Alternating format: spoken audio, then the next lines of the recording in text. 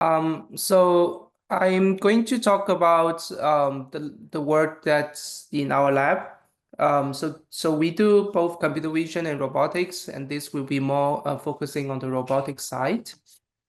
So I'm from San Diego. Where's my mouse? Okay, wait 1 second. And this is my house. So since we have a daughter, a lot of daily it becomes like this. Now it's better. This is around 1 year ago. So my life has been great inspirations of my research a lot of times. Because seeing this, so we felt about basically can we actually have a robot to do some work in our house. So essentially, I call this is a toy example in the sense that actually first is picking up toys. Second is more simple scenario compared to what I have seen, what we see before. So it's much easier.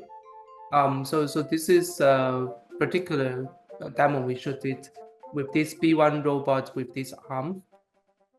But if you have look at this carefully, you actually find out that the robot is a bit too large. So if you putting this kind of 4-leg robot inside the house, even in California house, it's pretty large, and then it's pretty hard to move it around.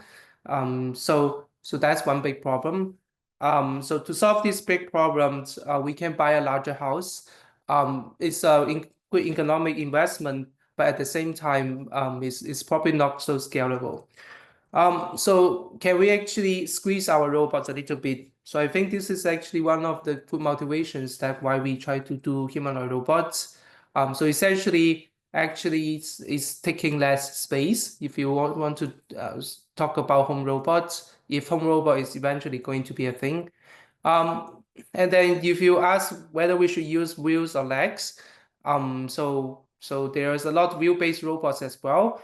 If you have worked on all these wheel-based robots, you will also find out that the wheel-based robot is also surprisingly large, because you kind of if it is high and then you want to maintain the balance, and then the base kind of needs to be large. So that is another thing. And then I do think that bipedal robots is almost working. So it's close to at least getting better and better. So it's now a good place to do research. So for these many reasons, we actually do a lot of human and robot work in our lab. So I'm a firm believer in data-driven approach. So I like do everything learning in the data-driven way. So we can use simulation, we can use real robot data, we can use human data.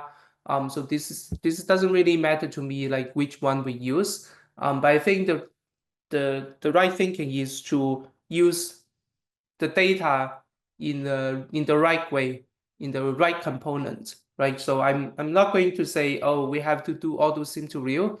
Oh, we have to only do real data collection, right? So I'm also not standing the point that oh, sim to real does not work. Real data is too expensive and these things. So I think it's more about the right combinations and using the data in the right way. So one turning point for me is actually this work that we did in UIPS. So it's a spatial RGPT. So actually it's pushing the VLM to the boundaries of how much detailed descriptions you can give, and how much detailed reasoning you can do, giving a 2D image. So this is asking like if you are riding a motorcycle with 36-inch wire. Do you think that you can pass through the area between 1 and 2? And then the model is able to answer the distance between 1 and 2 is 38, and then you can pass through it. So it's not about just measuring, it's also about that reasoning on top of measuring, right? So because you measured 1 and 2, and then you can go past of these two cars. And here is another example. Is basically what is the height of 1 and 2 respectively? One is 1.36 meters height. So what is further away from the wheel, 1 or 2? 2 is further to the wheel So this is not just like 2D, right? So it's also a spatial like 3D depth reasoning. So when we are working on this work, we basically find that it's interesting to push how vision language model can go into this kind of distance metric learning. So if vision language model can do this, then it's not so far away to plan a path. But at the same time, it's not that always accurate, right? So there's basically with a large model and then predict all this, there's a lot of uncertainty, and then how much you can actually push the model can do. Can you push the model do more than just like pointing out the distance, pointing out the XYZ? So we find that is actually a little bit hard. So basically what I try to say that is that for vision language model, we keep trying to push how low level it goes. But at the same time, there's a limit of how low level it can go. And the limit in the way that it makes sense that measuring distance and reasoning on locations actually makes sense. But does it make sense to push the vision language model to the limit to understand force, understand physics? That is still very hard to see. So because of that, we kind of so the most of work I do now falls into this kind of two levels of like modeling. So you can have this vision language models, what I call it predicting mid-level.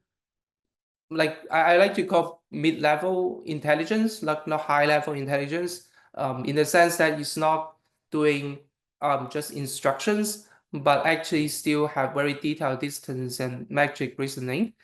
And then once you have this vision language model to do planning in more like a mid-level, and then you can have these low-level skills to do the execution. So this is kind of the model of a lot of work that I want to put in this kind of framework.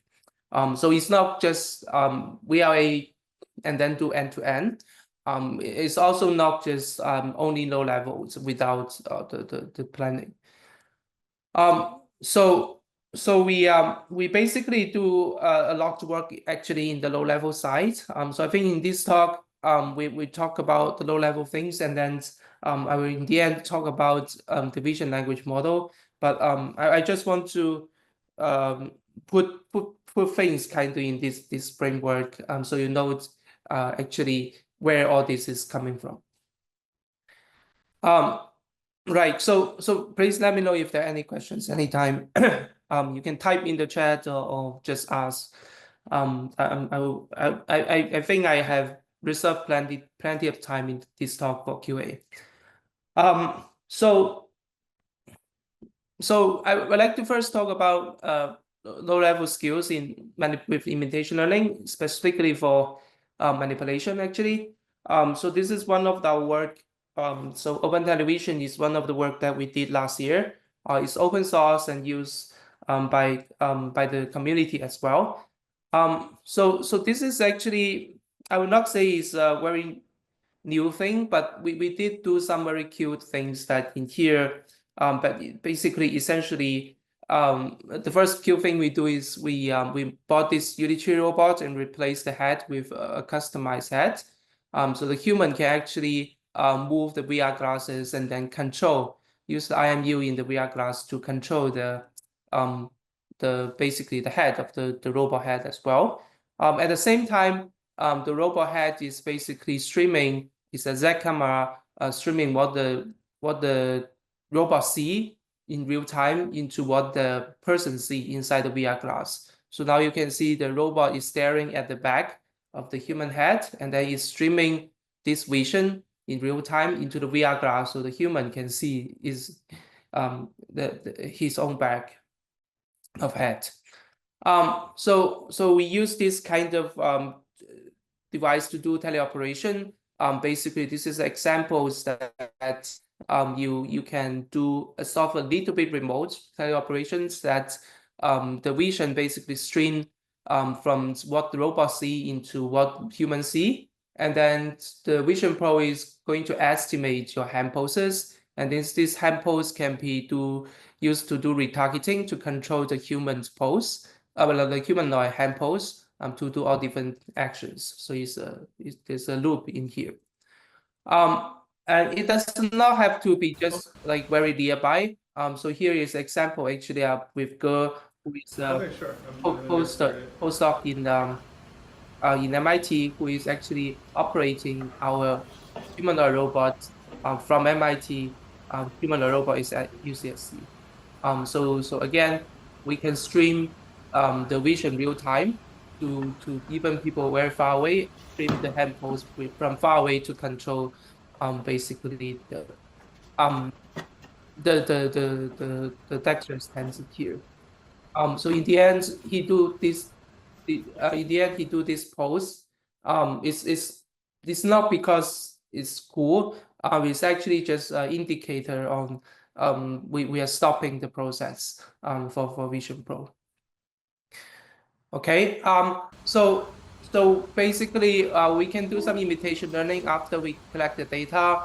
So this is actually results that um because as a demonstration of this method, we only train and test on this particular soda, and then do this particular insertion task. But we just try to show that if you constrain the problems and then we build like 50 examples using our system, you can actually relatively robustly conduct this task. So here is what is being done in here. I particularly like for these slides because so this is essentially taking the active vision as inputs for the legwork, right? So the image is not static. So the head is moving all the time, and then you take this kind of image as input, egocentric image as input to do manipulation. Your action not only includes the arm and hands, but also your head. So you are also predicting where your head goes. Is part of the action for this kind of manipulation.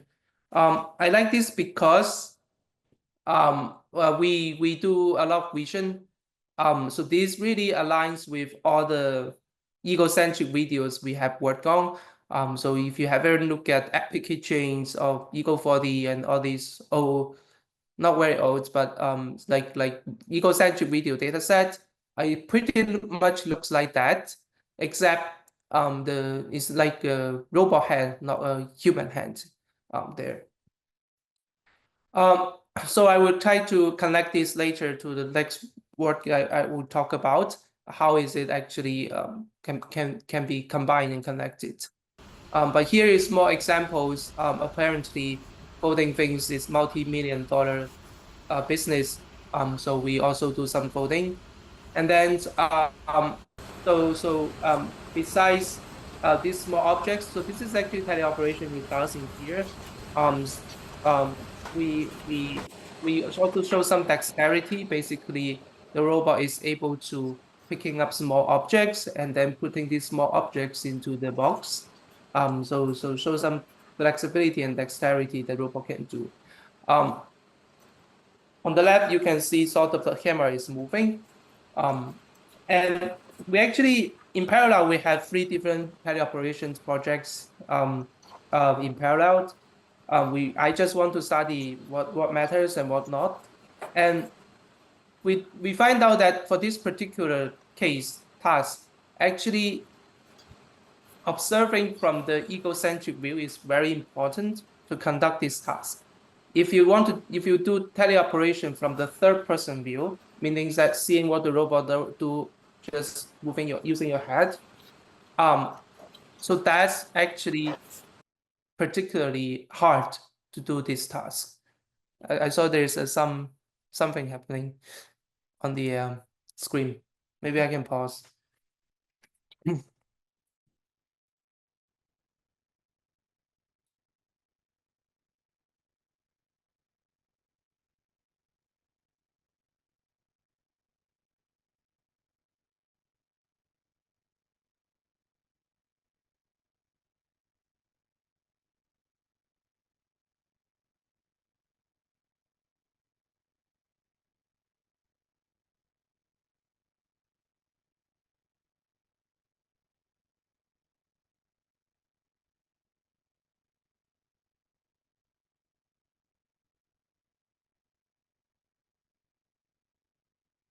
Does it work now? Hello,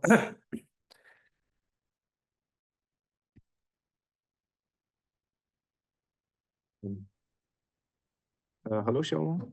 Yeah. It seems there's a connection issue and your share screen is frozen. Oh, okay. Yeah. Can you try to reconnect? We'll also try to reconnect here. Sorry about the trouble. No worries. I will leave and go.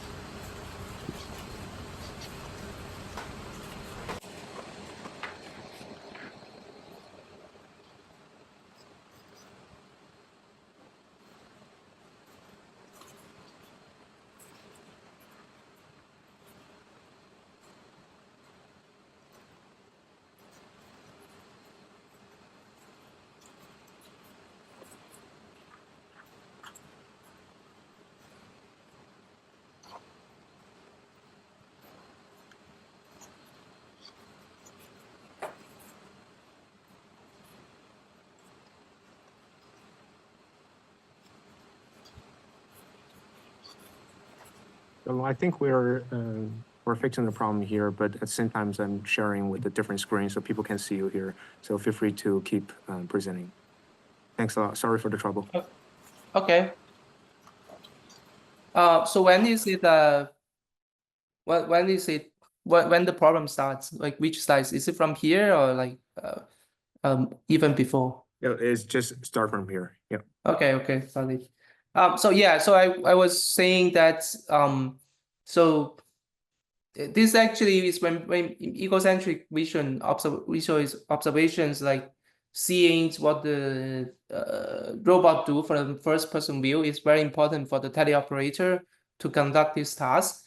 If you see from the first person view, basically assign the robot and check out the robot that way. So it's very hard to do the task using our other teleoperation system. So that's actually very interesting to me. So it's not just for remote control, but for actually doing some dexterous tasks, you need the egocentric view. So we also show some video that basically that you can actually using a driller. Because in visions we do a lot of 60 pose estimations of driller, but it's like one of the YCB objects as well. But no one actually use it. So I just want to show that we can actually use it in here. And then some detailed kinds of again showing that you can do it some precise control.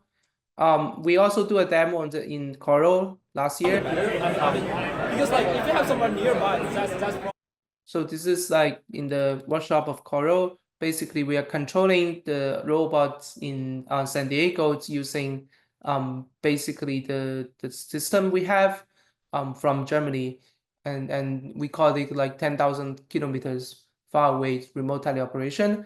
We have welcomed people to try out, and then the latency is actually quite bearable. So that's the teleoperation thing.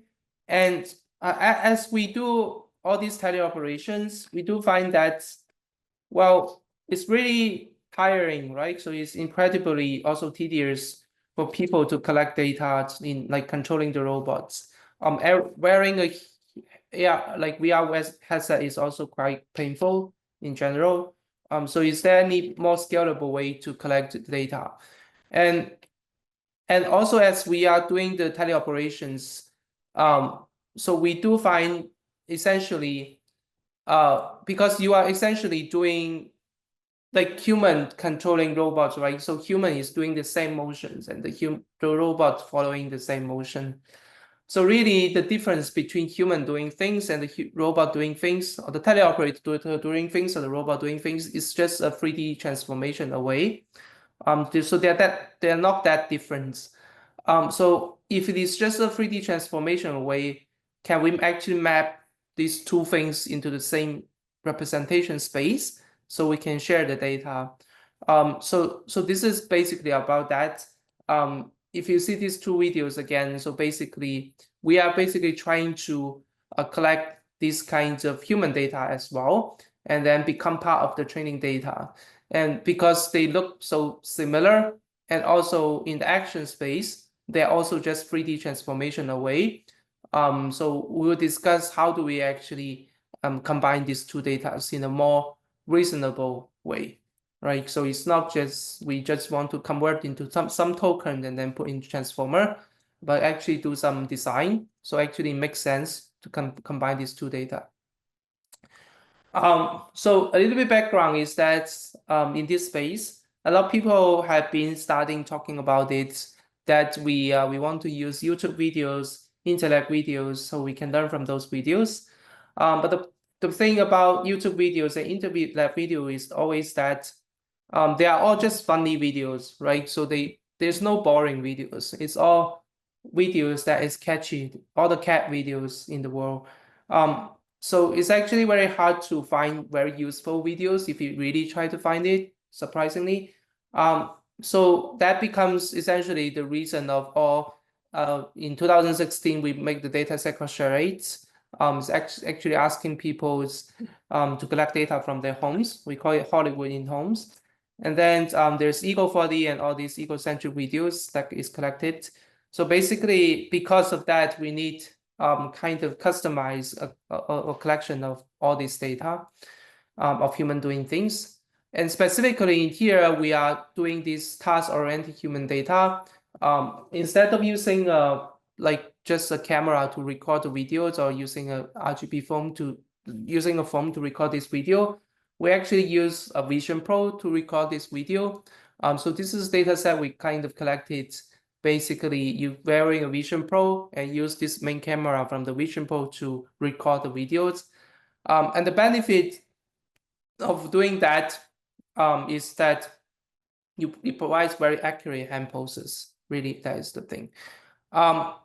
So we are able to collect these like around 28,000 videos in around just a few weeks, actually, maybe 3 to 4 weeks. So you have 28,000 trajectories easily with a few people.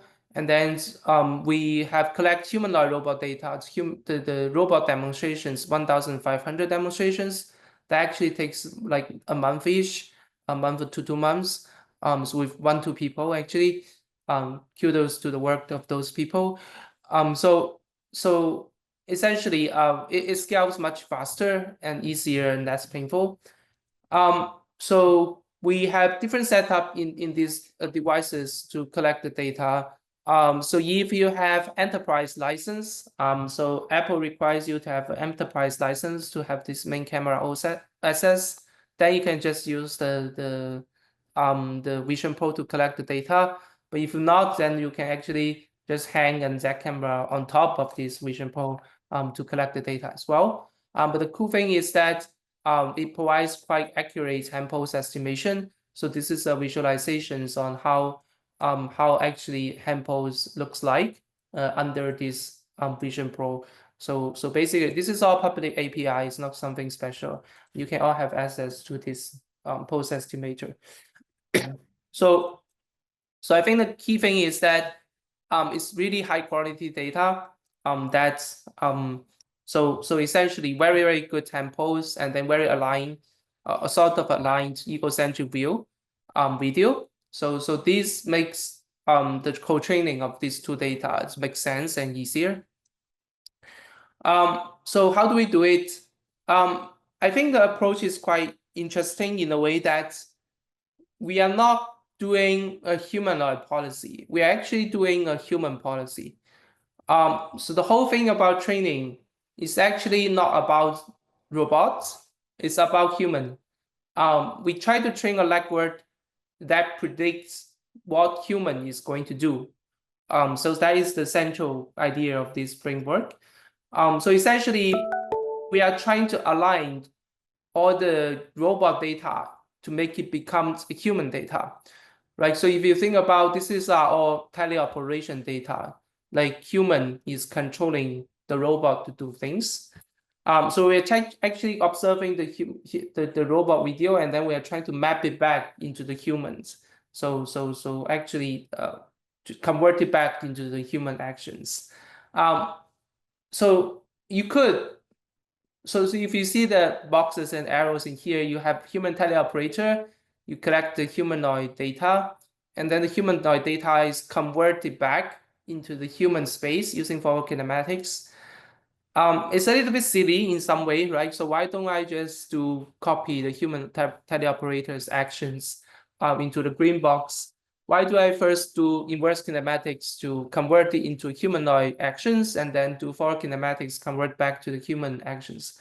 So the thing is that it's not an exact one-to-one mapping, and then basically there is still some errors in between. So we find that actually directly using teleoperator's actions is not as like there basically is some error there accumulated. So we want to still eventually make it work on the real robot. So we directly take the real robot data to do forward kinematics to convert into the human pose space. And another thing that we find out is that the human is actually moving much faster, right? So when we are trying to have the human collect data, is usually like 4 or 5 times faster than the robot doing things.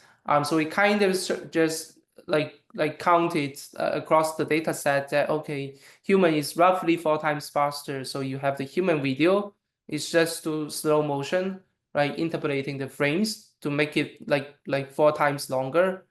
So that's what we do. So we just make the human data slower, so it aligns with the robot data speed. So everything is converted into 3D hand poses and 60 wrist pose into the human action space, and then they are all aligned in speed and the task they're doing. So once you have that, you forward this like human observations into your transformer. So when you have a robot data comes in, you will forward the RGB image of the robot data. When you have the human data comes in, you will forward the RGB image of the human data. But you are always forwarding these 60 wrist pose and 3D hand key points as your state into the transformer. And the transformer is going to predict the future hand pose and the head pose. So again, this is actually predicting future, what the human is going to do. So I call it a human policy. It's not really a robot policy. But then again, the action space of the human and the robot is actually just a 3D transformation away. It's not that far away. So essentially what we do is after you predict this, human action space, you can essentially do retargeting and inverse kinematics to convert it to become a robot space. So the supervision comes from 2 sides. One is your actual human action space from the human data. On the other hand, you can basically use future actions from the robot as the supervision as well. So you just need to do a 3D transformation in between.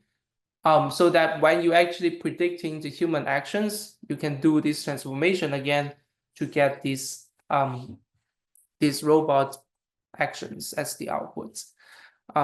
So overall, as a quick summary, is basically human policy, and we align everything in the unified representations in more like a human space, and then you can go basically be converted into like robot actions using different mappings.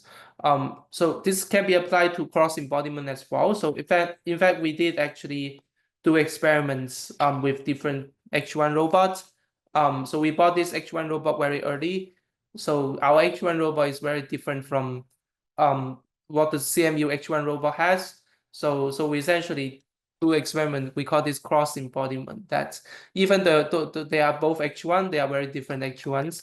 So we are able to train basically the same legwork. And then once the legwork is trained, we just need to do retargeting to different robots to do things. So different robots is basically different inverse kinematics in retargeting. The function will be different. So essentially, cross embodiment is really the difference. Only in here is just how you do inverse kinematics in retargeting. But the legwork itself is aligning everything in the human action space. So the rest of the robot are just how do we convert this human policy into this robot policy? How do we convert this human policy into this robot policy? It's centralized in human space.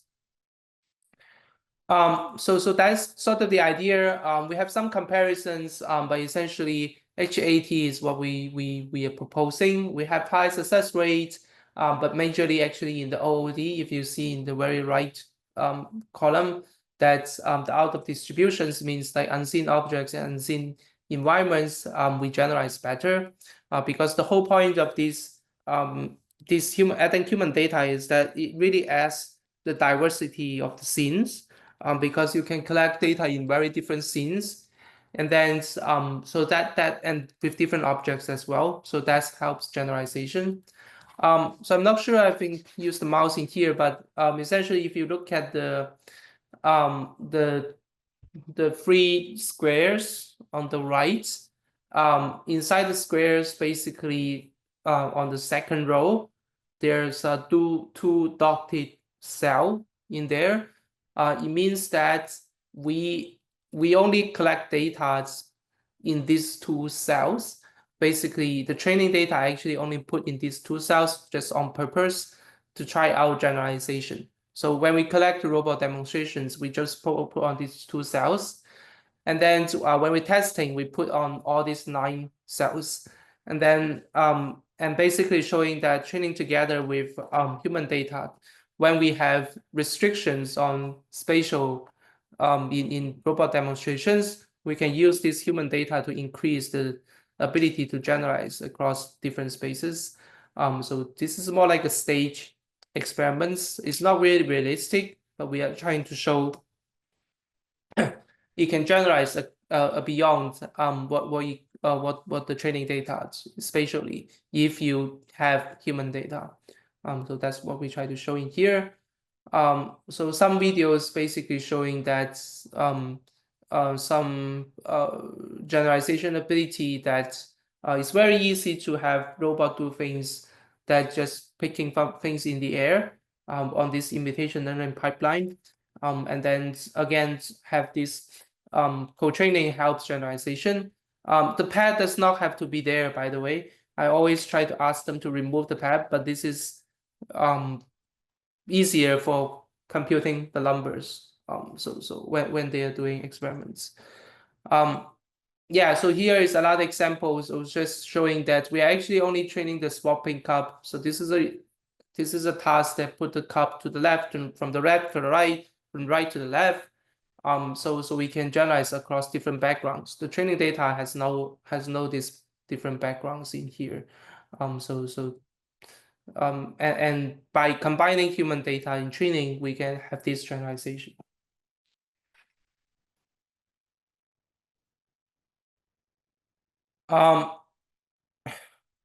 Right, so this is just picking up different objects. It's nothing surprising. The work, I have to say, this is still very early work.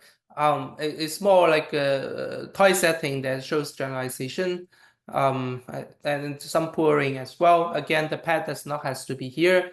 Again, it's very easy. It's much easier for people to do experiments to compute the success rate when you to have this pad. But it doesn't have to be here in testing. So this is combining with human videos, but this is certainly not the first work. And actually, we have done something that is very similar in this line of research. This is about 4 years ago. It's called TextMV. It's also one of the work that I get into robotics from vision. Basically, I have been studying on video understanding for a long time. And then I was thinking, how is video actually useful? So one thing to make video useful is to do all this imitation learning, that learning from human actually can help robots. So it's no longer just action classification, but actually action transfer to another action, right? So I do this work that basically you are observing human videos and then extract 3D poses and then do retargeting, and then that give you demonstrations, and then you learn do imitation learning from there. So in some way, these are all learning from human videos, and it's actually very, very close. So what has been changed, right? So why before I do this and then now it looks a little bit better? So what has been changed? I want to make some connections in here. So first, so basically, hand pose estimation is much better now. So essentially, if you see the video I have shown earlier in here, I'm not sure if it plays, right? So the hand pose is much better now. The hand pose we used like 4 years ago, even though we collect data in this kind of very like green background scenario, it is actually still very hard to make it work.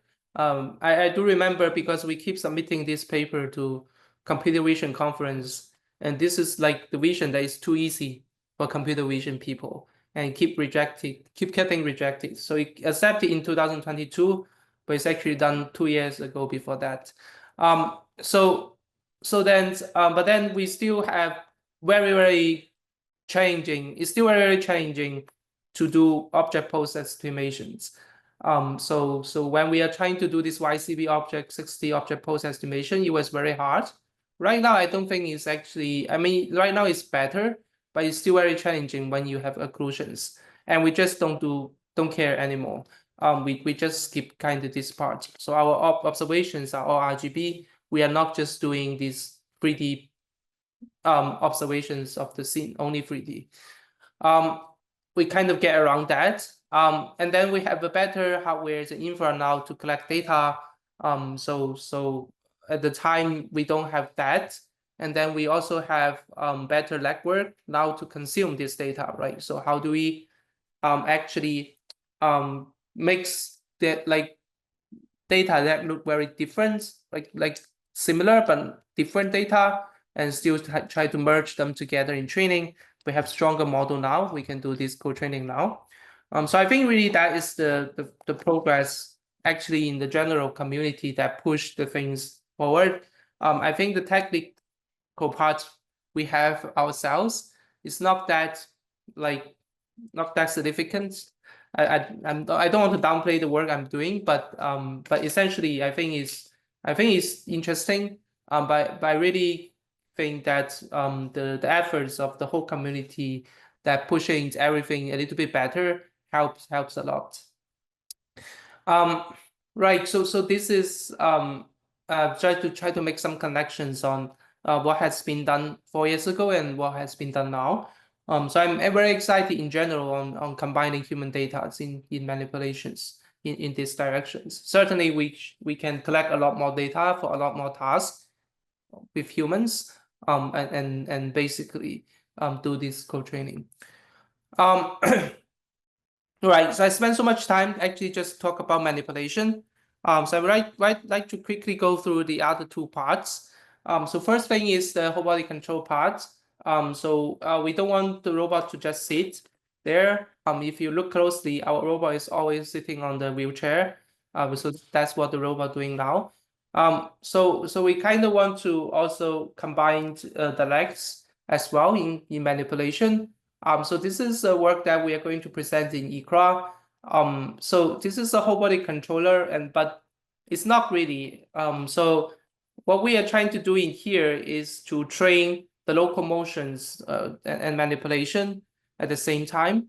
And basically, there's a lot of work on whole body control that use reinforcement learning to track the reference pose. The problem is really that for manipulation, the upper body using RL to do tracking is just not accurate if you use RL to basically control upper body on doing precise manipulation. That's very hard. So we sort of just like we find that actually just using IK to basically to control upper body makes more sense. It's much more accurate. Just set the position. And then the lower body, we are using RL to do it. And the lower body now basically has some of the information. We can do some motion encoding of what our upper body do, and then control the lower body's condition on the upper body motion. So it's kind of separating upper body and lower body control in here. So these separations can allow us to do something like you can so now the human is on the wheelchair, not the robot is on the wheelchair. So you can push the human a bit, and then you can also moving and when doing these things. And this is another example is that this is in the cafeteria in our school. So you can go to some place and then picking up the trash bag. So this is teleoperation, by the way. So the guy sitting back there is not doing anything. So there's the guy using a vision controlling, right? So you can see the guy now on the right. That he's basically using his vision control to control the upper body. So you have these trash cans, and then you try to put these trash into the trash cans. So that's the teleoperation he's doing there.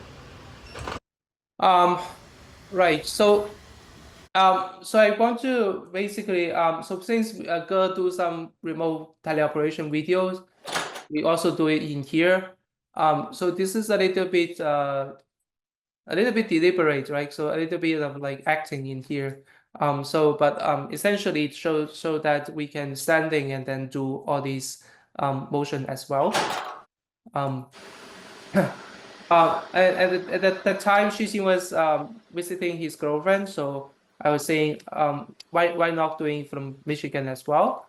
So we have one more remote control video from another city. So Chen Jing is making a lot of acting in here. All right, so I was happy with this work, but not entirely happy because like this separation is not it's not pretty, right? So this separating upper body and lower body control in completely, there's a certain limitations, like how do we like pick up things on the ground, right? So how do we adjust the height of the robot? Now because the legs are only used for walking, it's not using for any other things. So it's not really whole body control. So that's why we actually have this work we call AMO. Basically, this is again my home. So this is what it does. So it's showing the teleoperator just using a single vision probe, but then it's actually able to control this G1 robot basically to push the dish into the dishwasher, and then doesn't need any other motion capture, but it's able to do actually use its waist and then the legs and then all different joints of the body to actually do this task. So you see, it's actually using different parts of the joints, not just walking. The leg is just not just for walking. So I call this is more whole body control, right? So it's not you want to serve the manipulations and then in the way that it's not just walking, but also using the joints to flexibly so you can reach to different places. All right, so what are we doing here? I want to just briefly go through the approach. So essentially, we first create a data set, what we call AMO data set, that you have all this CMU mocap data set doing many random things. What we're doing here is just we split the data set that we only take the upper body out from the data set, from the mocap data set, and then we do trajectory optimization so that we can get the legs So it's all kinematics. So we basically want to get how the legs moves so that we can have the upper body move in the way the dataset wants. So the data set we have there is human data set, right? So it doesn't really ensure anything that what the robot can do. So essentially we are doing optimization, trajectory optimization in the humanoid robot space, that we want to optimize the leg and the waist joints, the motion there, so that the upper body can move as the human moves. So now, once we create this data set, we basically train a legwork that takes the upper body as input and then outputs the lower body motion. So that's the AMO legwork. So training a legwork, because we once we train this, we can interpolate, right, or extrapolate. So actually the legwork can kind of move outside the training data, like a little bit. So once we have this legwork that takes upper body motion as input, outputs the lower body motion, we can combine them together, become the whole humanoid again, and then use it as a reference motion and then do teacher-student learning. So the teacher and the RL policy here actually learns only to control the waist and the lower body. So it's not learning to control the upper body at all. So it's only the lower body and the waist or the torso, right? So you have this goal for RL teacher learning, but it's only the lower body and the torso. And then basically what RL try to do is saying that if I want to move the upper body in this way, what should the lower body do to move this upper body this way? So this is not limited to just walking, but also adjust the height of the robots.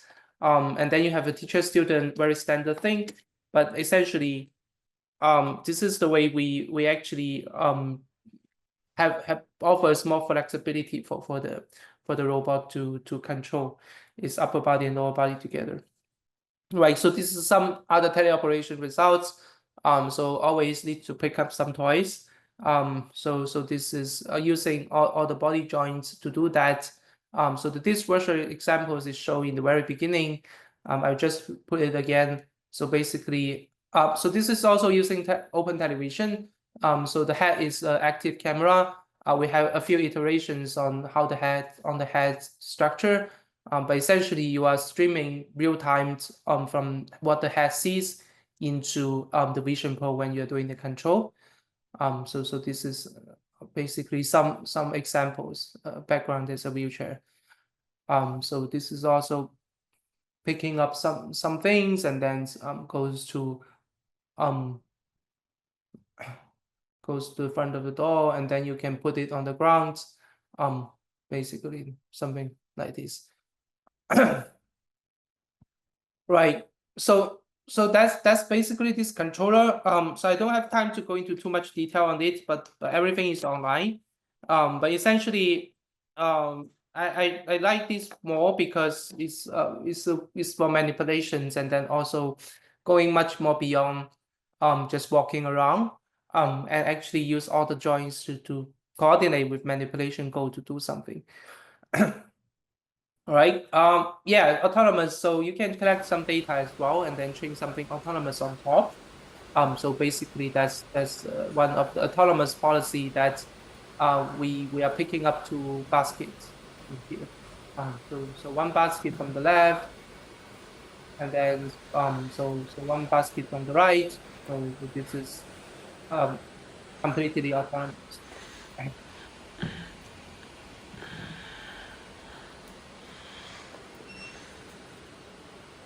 Right.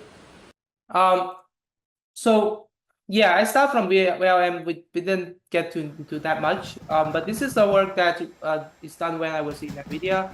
Although this is again my home though. So this is more like a navigation thing.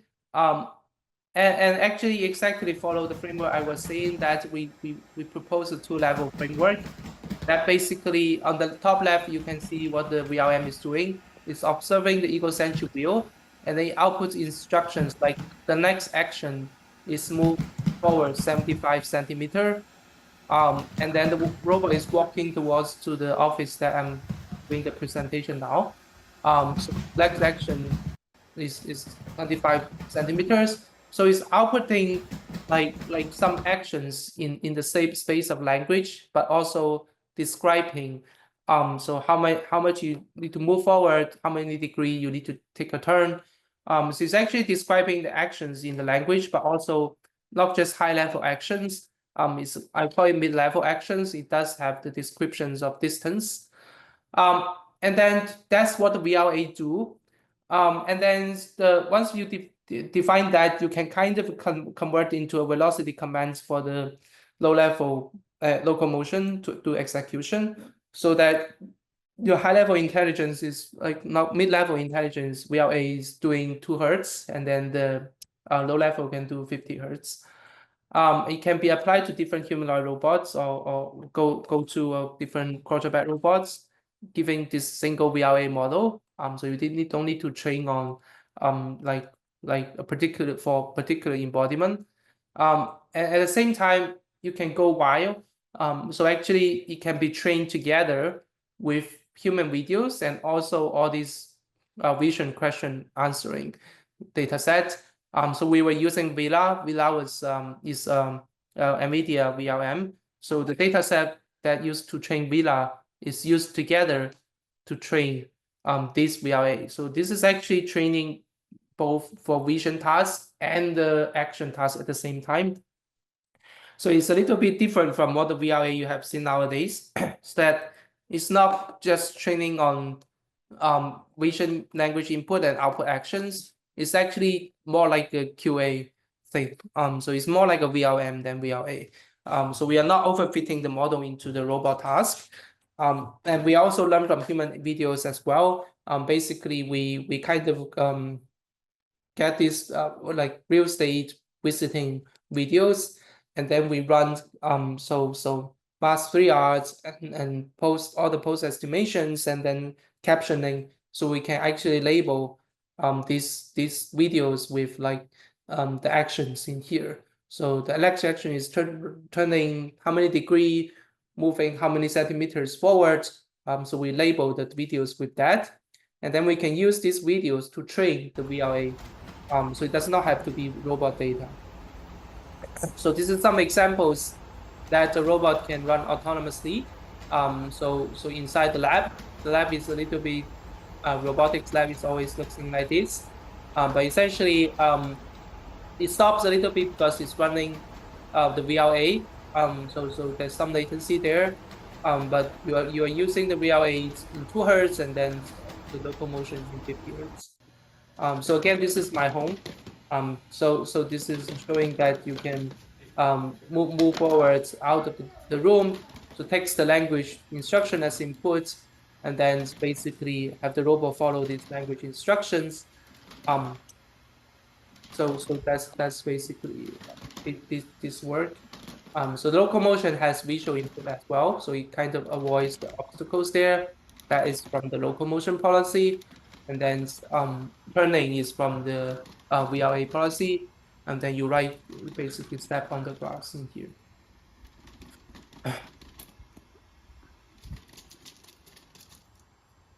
Right? Yeah, so the same model though, actually, this is the same model that actually can do this question answering. So the VLA or VLM, we don't actually have it only doing these actions. So you can go around the room, input a video, and ask what can be seen on the wall to the right of the chair, whiteboard. Where does the trash can set to the right of the toilet? So this is actually exactly the same model, but then you can still do this kind of vision question answering task. So in some way that why I want to do that, because I don't want the model to overfit to the robot task. We want to have general reasoning capabilities. So in the future, hopefully, we can combine this reasoning together with this robot task. So that's the whole point of all the VLM training, by the way, though. It's more like if you're training with multiple tasks and multiple data sets, and the knowledge can be integrated together into this vision language model. So we should not overfit to just only robotic tasks. Right. So this is another Hey, demo. robot, move forward, turn right at the check and the flop goes through door. So this is the booster robot. We like it a lot. So this is taking audio input, and then we can do some walking based on the audio input in here as well.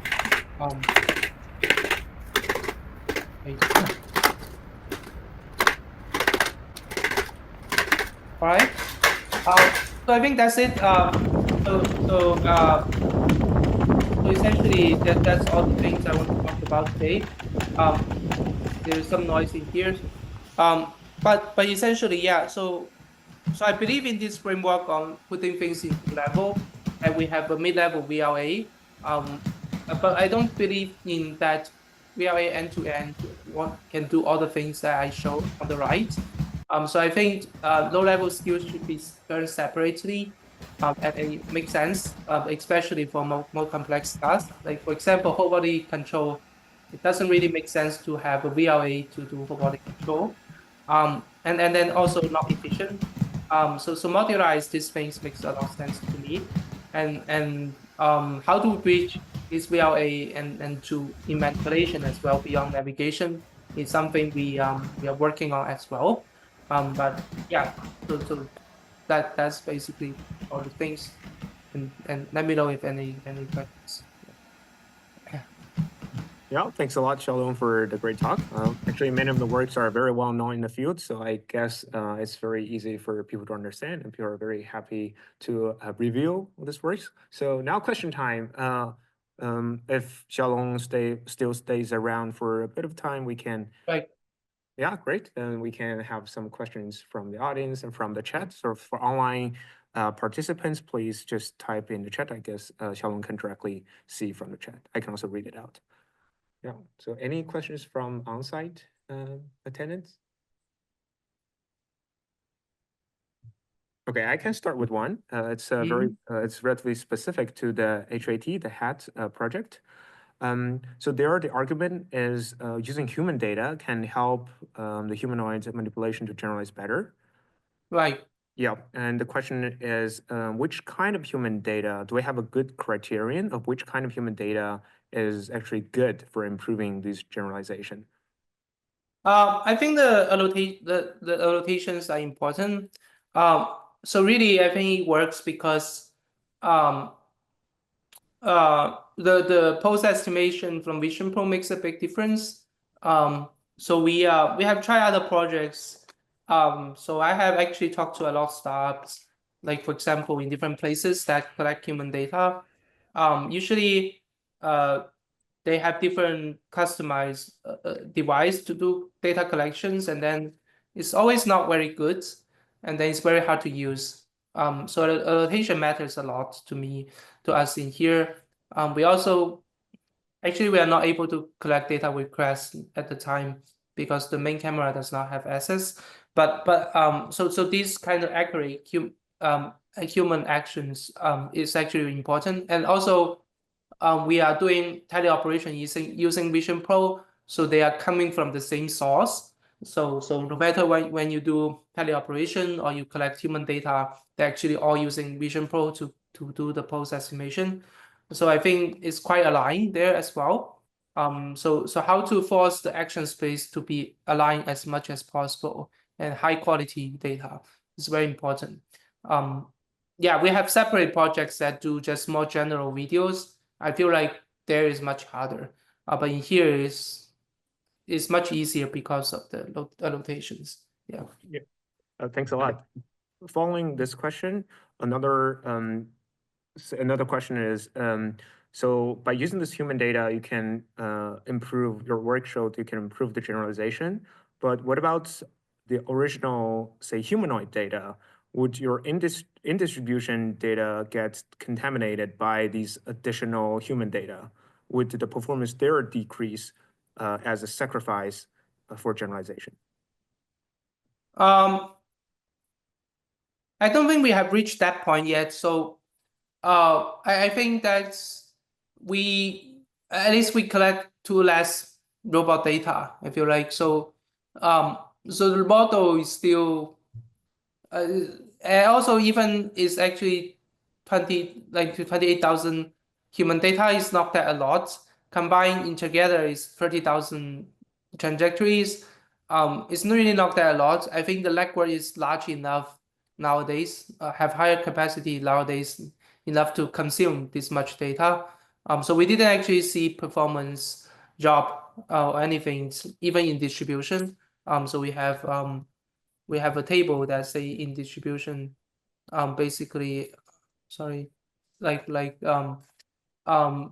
ID is in distribution.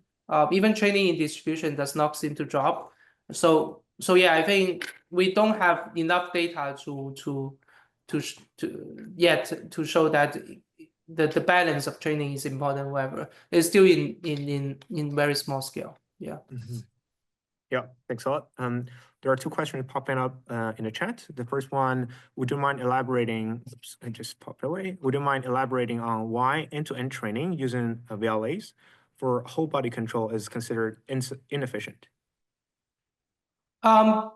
Because you don't need the language, right? So, I don't think how to adjust the joint, like a particular humanoid part, so that your other humanoid part can reach some place, right? So I don't think that, for example, in AMO, we are saying, oh, this any effector needs to move to this XYZ. So I need to address the waist and the legs so that you can do that. It's actually more like a geometry problem, a kinematics problem than language. I don't see any reason that this has anything to do with language. So then it would not make sense to have vision language model to predict the whole body controller. So it's pretty redundant.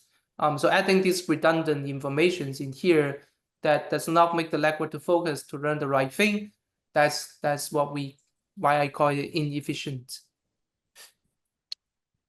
Yep, I hope that answers the question. So let me know in the chat. Second question from the chat. Do you feel like this processing time of VLA models for local navigation, as I guess as shown in the last few videos, is a bottleneck in performance? And if yes, what do you think can be done to improve that? What is the question? The time? Yeah, the processing time of VLA models for local navigation. Okay. Yeah, that's very hard actually still. We actually work with the if you see all the list, we work with the efficiency team there at NVIDIA as well. So we actually done like quantization and all these things. And it's still very hard to run the VLA on board, for example. So this is actually done by using a phone. So if you see the video closely, there's a phone on the back of the robot. So essentially is basically you have to using this form to kind of pass the image into a workstation, and the workstations do inference and predict these tags, and then pass back into this form, and then go to this robot. So there's a remote workstation there. Yeah, this process, the transmission is fine, but the VLA inference is, even on the GPU, is quite slow. So it takes 8 or 16 frames for this guy input. We try to actually do 100 frames as well, so we can encode the longer context. So that doesn't work because that is too slow. So yeah, I think the efficiency, how VLM works, will be very important to actually make this work in real life. Yeah. Not just like in GPUs, right? So also running on these onboard computers. If you can run onboard, that would be nice. Yep. Jenny asked, in some AI models training, it's observed that using only high quality data can actually be worse than using a mix of both low and high quality data. Did you also observe similar things for teleoperation in your works? No, I think I mean so far I feel low quality data always hurts.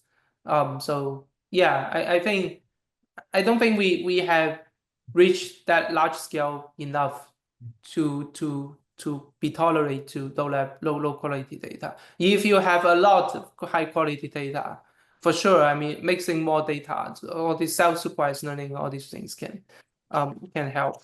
But right now I think it's still not enough high quality data in general. Yeah. Yep. And we have a question from the on-site participant. It's also more specific for the AMO work. Did it happen that lower body movements actually overfit to the upper body ones? For example, actually the different upper body, well, the same upper body movements can correspond to different low body movements. Did this happen, or is it like a concern that you also address in the work? So the same upper body movement can lead to different lower body movement. Yeah. Right. I think that's possible when you are doing these trajectory optimizations that maybe doing differently. We have different solutions. But now we actually train this the legward, the neural legward, give you a deterministic output. So it's not variation or autoencode or anything. It's just a very simple supervised learning legward. So at least from the AMO legward, the output is fixed. So it's not a distribution of poles in here. It's just a fixed pose.